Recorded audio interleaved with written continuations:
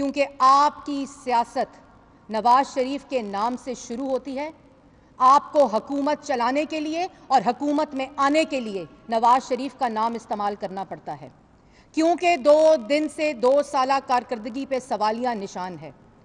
क्योंकि चीनी और आटे की करप्शन में चीनी चोरों को इमरान साहब ने चार्टर जहाज में बिठाकर NRO देकर मुल्क से फरार कर दिया है। क्योंकि मुल्क की तरक्की 5.8% जो नवाज शरीफ का पाकिस्तान था वो -0.4% पे पहुंच चुकी है। क्योंकि मुल्क के अंदर महंगाई 3% से 13% हो चुकी है। क्योंकि मुल्क के अंदर 13,000 अरब का कर्जा पाकिस्तान की आवाम के नाम पर लेकर मुल्क को IMF के हवाले कर दिया गया है। क्योंकि आज इनकी करप्शन, इमरान खान के फैसलों की वजह से चीनी मुल्क में 52 रुपए नहीं 110 रुपए किलो मिल रही है।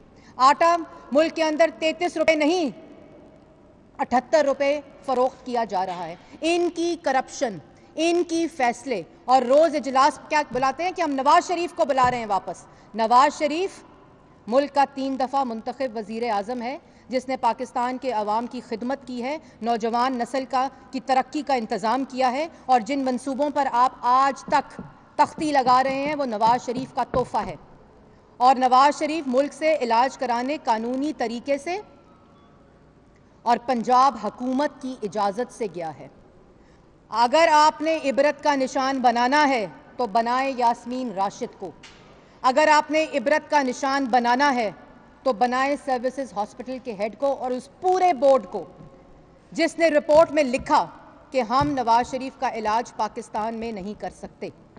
लेकिन मैंने जैसे पहले कहा कि आपको नवाज शरीफ का नाम इस्तेमाल करना पड़ता है अपनी नाकामी और करप्शन से नज़र हटाने के लिए। जब आपकी कारकर्दगी पे सवाल होता है तो नवाज शरीफ का नाम इस्तेमाल करना पड़ता है। जब आपको अपनी कारकर्दगी दिखानी होती है तो नवाज शरीफ के मंसूबों पर तख्ती लगानी होती है। और उसके साथ साथ एक और बात मैं कहना चाहती हूं कि नैब न्याजी गठजोड़, नैब न्याजी गठजोड़ के ऊपर मुस्लिम लीग नून ने नहीं, सुप्रीम कोर्ट ऑफ पाकिस्तान ने, ह्यूमन राइट्स वॉच ने सवालिया निशान उठाया है। इस्लामी नजरियाती काउंसिल ने और तमाम कानूनी माहिरीन ने कहा है कि नैब बदनीयती के ऊपर सियासी मुखालफीन का मीडिया ट्रायल करती है, सियासी इंतकाम के लिए इस्तेमाल हो रही है। और उन सवालिया निशानात के बाद अब ये फैटफ के अंदर वो तमाम चीज़ें लाना चाहते हैं जिनसे ये सियासी मुखालफीन को एक दफ़ा फिर इंतकाम का निशाना बनाएं। वो कानून जो पाकिस्तान की आवाम के फंडामेंटल राइट्स के मुनाफी होगा, उस पे पाकिस्तान मुस्लिम लीग नून डट कर आवाज़ उठाएगी। वो कानून जो मुल्क के तरक्की के खिलाफ होगा, मुस्लिम लीग नून डट कर आवाज़ उठाएगी। और मनी लॉन्ड्रिंग का उनको फिक्र होना चाहिए जो 13,000 अरब का कर्जा खा गए, जो 120 अरब BRT के खा गए, जो मुल्क के अंदर खरबों खा गए आवाम की चीनी के नाम पर, जो मुल्क के अंदर पाकिस्तान की आवाम के आटा रोटी के नाम पर खरबों खा गए। मनी लॉन्ड्रिंग वो पैसा हो रहा है जो इस वक्त पाकिस्तान की आवाम की जेबों से निकलकर दूसरे मुल्क भेजा जा रहा है। जहांगीर तरीन को बुलाएं, तमाम कानूनी मुतलका ऑप्शंस को इस्तेमाल करके जिनको रात के अंधेरे में आपने चार्टर जहाज में लंदन भेजा। इबरत का निशान बनाएं अपने वजीरों को, अपने लोगों को जिन्होंने कहा कि हम नवाज शरीफ साहब का इलाज नहीं कर सकते। और शहजाद अकबर साहब, तकरीरें करने से बेहतर है, झूठ बोलने से बेहतर है कि आप वज़ीर ख़ारजा शाह महमूद कुरैशी साहब से मशवरा करें और उनसे पूछें जिन्होंने तहरीरी ख़त लिखा शहबाज शरीफ साहब को ऑपोजिशन का जो किरदार रहा है फैटफ के बिल्स की लेजिस्लेशन के ऊपर, उनको कहें कि आपको वो ख़त दिखाएं जिसमें उन्होंने लिखा कि ऑपोजिशन ने जिम्मेदारी का मुजाहरा किया है और उन्होंने कहा है कि जिस जिम्मेदारी का मुजाहरा किया उससे फैटफ की लेजिस्लेशन हुई और इंशाल्लाह पाकिस्तान ग्रे लिस्ट से निकलेगा। और उसके बाद ये झूठी प्रेस कॉन्फ्रेंस करें। आखिर में मैं एक और बात करना चाहती हूं कि आप जितने मर्जी किराए के तर्जुमान, लोटे, रेलू कट्टे ले आए, जो सियासी मुखालफीन के साथ करना है, खुदारा पाकिस्तान की सिक्योरिटी, पाकिस्तान के डिफेंस, उसके ऊपर सियासत ना करें। ये हम सब के लिए ख़तरनाक होगा, ये पाकिस्तान की आइंदा आने वाली नस्लों के लिए ख़तरनाक होगा। खुदारा फैटफ के ऊपर सियासत ना करें। और उन लोगों ने जिन्होंने आपके झूठे इल्ज़ामात के बावजूद सजाए मौत की चकियां काट चुके हैं, 20 किलो हेरोइन का झूठा इल्ज़ाम भुगत चुके हैं, अपनी बेटियों को गिरफ्तार कर चुके हैं, उनको आपसे एनआरओ नहीं चाहिए। और जैसे मैंने पहले कहा था कि मैं एक दफ़ा फिर चैलेंज करती हूं, आप एनआरओ किसको दे रहे हैं? आपसे एनआरओ मांग कौन रहा है? आपसे एनआरओ डिमांड कौन कर रहा है? सिलेक्टेड वजीर आजम। आपके पास कोई मैंडेट नहीं है एनआरओ देने का।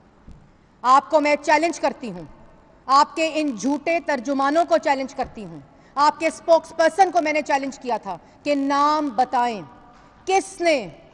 किसने आपसे एनआरओ मांगा है, और हमें मत बताएं कि हमने फैटफ के बिल्स पर क्या करना है। आपसे ज्यादा इल्म और तजर्बा हमारे पास है, और अगर आपके पास दम है तो करें अदालतों में पेश सबूत, बताएं अवाम को कि आपसे एनआरओ कौन मांग रहा है, बताएं कि इस प्रोजेक्ट के अंदर जिन पर आप तख्तियां लगा रहे हैं, क्यों शहबाज शरीफ की मेट्रो आज तक चला रहे हैं, क्यों नवाज शरीफ के एनर्जी के प्रोजेक्ट्स जिसने पाकिस्तान की आवाम को अंधेरों से निकाला, क्यों चला रहे हैं, बंद क्यों नहीं करते?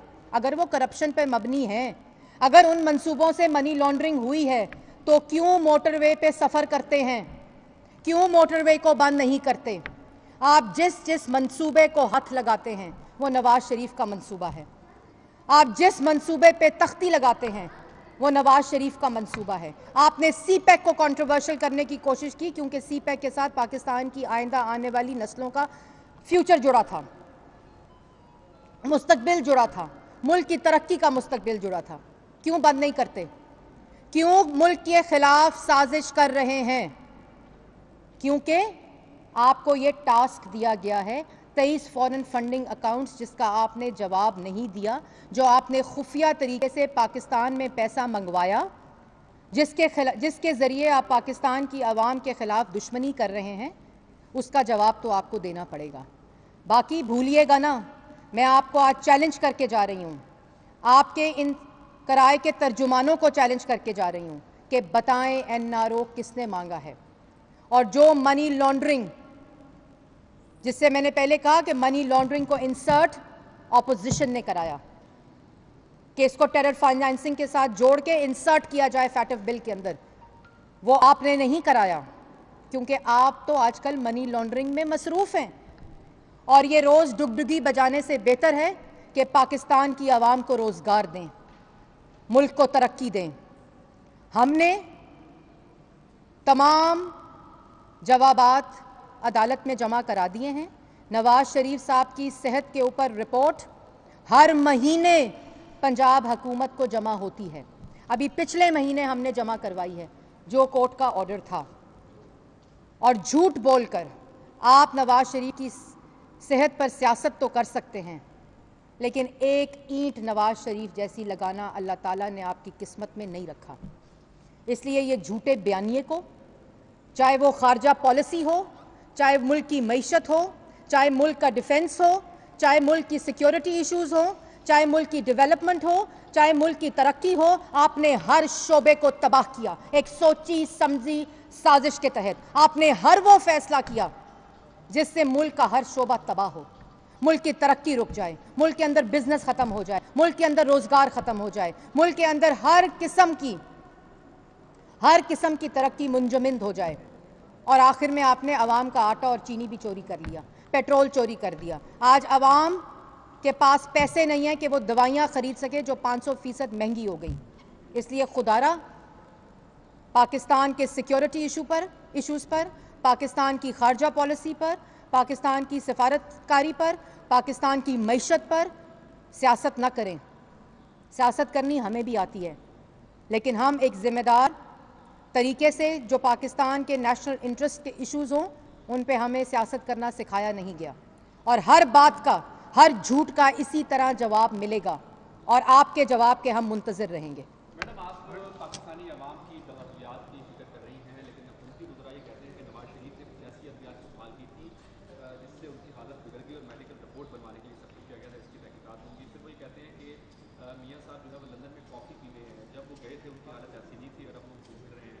तीसरा, उन्होंने ये भी कहा कि बरतानिया के साथ रब्ता किया गया था पहले भी, और अब दोबारा से जो है मियाँ साहब को वापस आने के लिए बरतानिया अथॉरिटीज़ के साथ जो वो रब्ता किया जा रहा है। देखिए, पहली बात तो यह है कि अगर कोई ऐसा शुबा है तो जेलों में डाल दें अपने वज़ीरों को और अपने डॉक्टर्स को, जेलों में डाल दें उस बोर्ड को जिसने सिफारिश की थी कि नवाज शरीफ साहब का इलाज नहीं हो सकता। आज कहा गया हम इबरत का निशान बनाएंगे, बनाएं इबरत का निशान यास्मीन राशिद को, बनाएं इबरत का निशान पंजाब हुकूमत को, उस्मान बुज़दार को, बनाएं इबरत का निशान उन तमाम पूरे डॉक्टर्स जो उस बोर्ड का हिस्सा थे, जिनकी बैंक अकाउंट्स, जिनकी टेलीफोन कॉल्स आपने रिकॉर्ड की और आपने ये पता लगाने की कोशिश की कि ये साथ मिले हुए हैं। बस लगाएं सबको, डालें जेलों में, इबरत का निशान बनाएं। अगर आपको कोई शुबा भी है, किसी किस्म का शुबा है, आप हमसे सवाल पूछने की बजाय अपनी काबीना, पंजाब हुकूमत और अपनी वजीर से सवाल पूछें। इन सवालात के जवाब आपको अपने लोगों से पूछने पड़ेंगे और हमें हमसे ये सवाल ना पूछें और ना हम आपको इसका जवाब देंगे। एपीसी के वाले से ये बताएं कि क्यों तय नहीं हो रहा मामला, क्या अपोजिशन के अंदर ऐसे इख्तलाफात हैं? पहले कहा गया कि ईद के फौरी बाद एपीसी होगी, अब मुहर्रम के बाद का ऐलान किया गया। क्या दोनों तरफ की क़यादत जो है वो क्या मेज़बानी का चक्कर है, क्या मामला क्या है? देखिए, इस पे भी मैं अभाम दूर कर दूं। रहबर कमेटी का इजलास और उनके आपस के जो मुशावरत है कि एजेंडा क्या हो, मसाइल इतने ख़तरनाक हो चुके हैं कि हमारी क़यादत ये कोशिश कर रही है कि अब एपीसी सिर्फ गुफ्तगू करके ख़त्म नहीं होगी।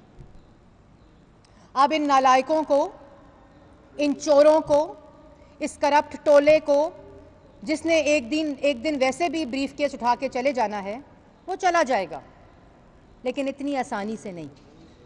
इसलिए अब एपीसी के एजेंडे पे काम हो रहा है और जल्द उसकी तारीख और उसका एजेंडा जो इस नालायक, नाअहल